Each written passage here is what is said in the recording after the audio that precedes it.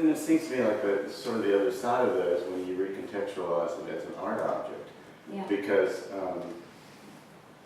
you know, what people call contemporary quilt makers now, it's sort of hyper individualized. Yeah. And the less function it has as a useful object, the higher the value is, which is sort of the nature of art. And it's no longer a collective enterprise whatsoever. In fact, the more individualized it is, the more highly prized it is. Yeah, more aesthetically. And in a sense, when you use old quilts and you do this to make them into objects that are no longer have any usefulness, you're sort of, that's part of what you're participating in. And I'm not saying that in a critical way, but it's an interesting way. I mean, an interesting sort of sidebar to the fact that, you know, that you have this other scene going on at the same time as the, you know, as the kits you can buy from China. You have these quilt makers that are making kind of extraordinary, you know, unusable things that are highly prized. Yeah, it's very intentional. I mean, I'll submit works into traditional fiber and quilt shows, like purposefully to see if I can get in. And sometimes I will get in, and it's always like a really strange thing, like to see like these works that I didn't really make the quilt, and I deconstructed and changed it. But I love kind of playing with that and playing with the how that viewer changes. Like the traditional viewer who may come to this gallery and see this work is going to have a much different perception of a quilt maker who goes specifically to like a fiber art show, who knows the history of quilt making, like you were mentioning. I like the idea of playing and showing my work to those different audiences and seeing those different perceptions. So bringing it back into this gallery, I'm selling it again. So that goes back to your idea of time and labor or whatever, but it's interesting. Well, and bringing it back to these real, very real markets, right? Where we have a market for our industrial produced objects, we have a market for the fine art object, and we have a very different market for the craft object. The nostalgic object. All of them can be tied together by nostalgia, right? And nostalgia, at least in our case, I think one of the more productive kind of ways of looking at nostalgia is this narrative of time, right? Because it's there's something very interesting in marketing specific time periods, right?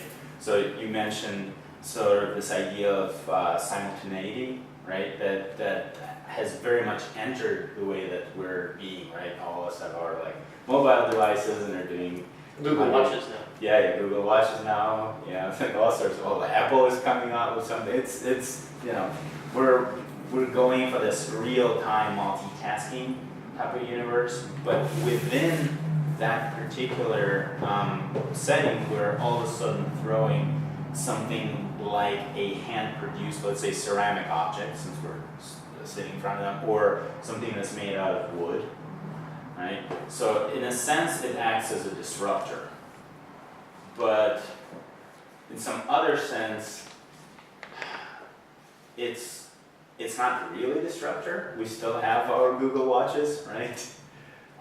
We just somehow have this other object that can allow us at least a narrative access to a bygone time, right?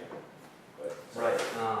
So what I feel about nostalgia in terms of time is that it's a bygone time, but it's also an imaginary time, right? And basically, like, you know, I feel like it all comes back to a desire to belong, a desire for belonging. We want to belong to something that is, like, we lack culture. We lack culture because we're busy.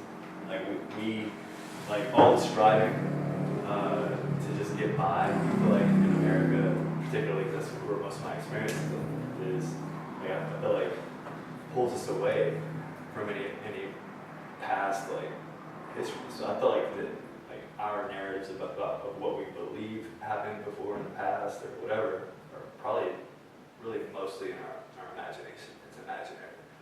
So yeah, like, so you can actually create nostalgia from nothing. You can just you know, because we don't really have like good culture in America. We don't have like a sense of history. I think, So my question, okay. no, go ahead. No, I agree with you totally, and I do think that there's something really interesting on how we still, I think a lot of people still try to compose like the image that they do have this sort of nostalgic or whatever like image, and the way that we compose that it is on places like maybe like Facebook or Instagram or whatever people watch or whatever. I think that, you know, I love seeing, like I love looking up other artists on social media, but you'll see people who like will go buy that quilt making kit and then they post an image of it. And then I think there's something that is fulfilled in that showing of that image that shows that, oh, they are doing this practice. They're doing an old nostalgic practice. They're fulfilling this sort of need. But I think the fulfillment is more in showing that they're doing it and that they're part of this fake community or wanting to be within a community. Yeah, it's ultimately always going to be empty. Yeah, Because it's not really fulfilling. yeah, because they're not actually like creating; they're just consuming. And Yeah. even the act of like making, I guess, in a like rough sense, is obviously still consuming. The funny thing here is like, and speaking of like narratives, I have to like kind of put the task of like your notions that you're throwing out there, like bonding and like the quilt making as a bonding experience. I don't doubt that it was a bonding experience. Like I feel like that, you know, maybe we are moving away from more from like communitarian like type cultures. But my question is like, why aren't the Chinese bonding anymore like in their factories? Are they allowed to talk in their factories? Maybe not. And maybe they're more isolated. It's true. Maybe they are. It's like the little cubicles making quilts. But like, you know, the quilt is actually like to me not something that we don't need. I feel like the quilt is probably like a highly refined survival tool. You know, for like it's obviously like all the stitching are going to increase the durability of something that's completely utilitarian. So like so that's another thing I have to like question.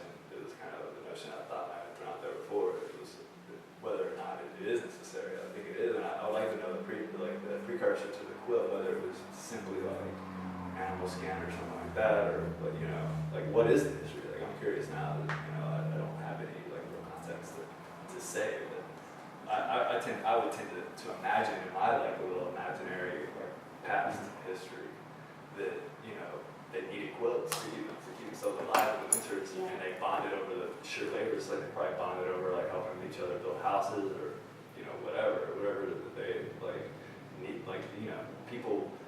I tend to only really bond with people over work. Like I am not good at bonding with people over like nothing. I can't just hang out and not have like something to do. No, I agree. It's really hard. Yeah, quilt making, I agree with you, and I agree with questioning what is the difference between, you know, someone who may be in China versus a community of people getting together and doing a quilting bee. But the history of quilt making, like, it did start out of necessity. It was feed sacks. Well, it's different depending on the culture you're talking about. But you're talking about like Kentucky culture.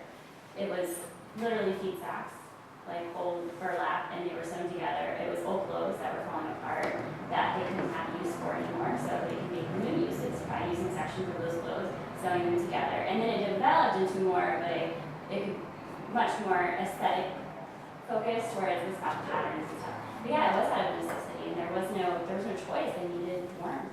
Well, it was actually a little more complicated than that because it was from clothes. They had to make their own clothes. Yeah, of course. Or we did. I grew up that way. Yeah. You made your own clothes, and then the pieces, you know, you got the fabric, and sometimes it was Leftovers, piece cloth, and right? sometimes you bought it.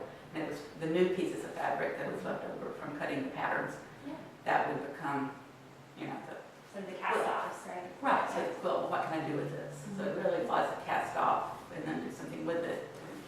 Yeah, culture of mending and reusing. Of course.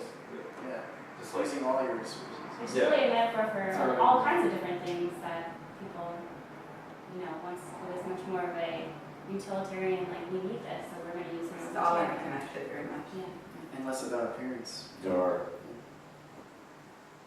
I learned this from Shelley Ziegert, who's put on quilting exhibitions nationally. She said that there are almost no quilts more than 110 years old in existence because they've just been worn and used and they're not going on. Yeah. So the early quilts were just totally used until they Right. fell apart. And that was the point. Yeah. Well,